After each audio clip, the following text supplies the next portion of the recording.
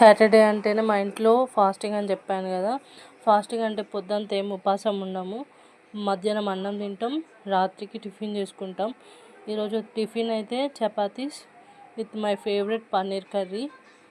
పన్నీర్ కర్రీకి అయితే ఫస్ట్ మనము ఆనియన్స్ ఇంకా టమాటోస్ ఆయిల్లో ఎంచుకున్న తర్వాత ఇట్లా మిక్సీ పట్టుకోవాలి. ఇట్లా పేస్ట్ చాలా సాఫ్ట్గా వేసుకోవాలి.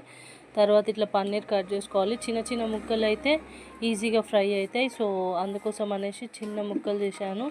తర్వాత ఆయిల్ వేసి అందులో ఈ మసాలాలు వేసుకోవాలా. ఇట్లా మసాలాలు ఇట్లా మంచిగా గోలినాక మనం కట్ చేసుకున్న పన్నీర్లు కూడా ఇల్లు వేసుకోవాలా.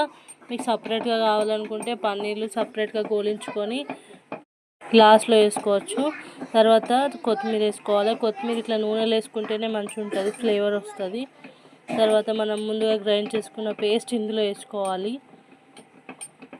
తర్వాత పసుపు, ఉప్పు, కారం, ధనియాల పొడి, పొడి వేసుకొని కొంచెం సేపు స్టవ్ మీద ఒక 2 minutes పెట్టుకోండి. ఎందుకంటే కారం వేసాం కదా, మాడిపోతుంది. సో తొందరగానే వాటర్ వేసేయాలి. సో వాటర్ వేసిన తర్వాత కొంచెం ఉడికేటప్పుడు అందులోనే బటర్ ఉంటే బటర్ వేసుకోండి.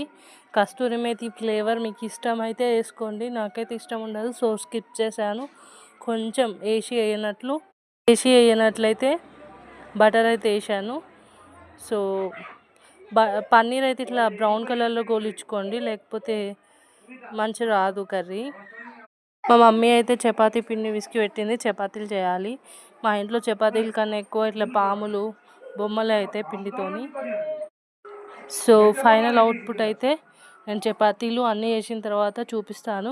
Thank you for watching. Please do subscribe.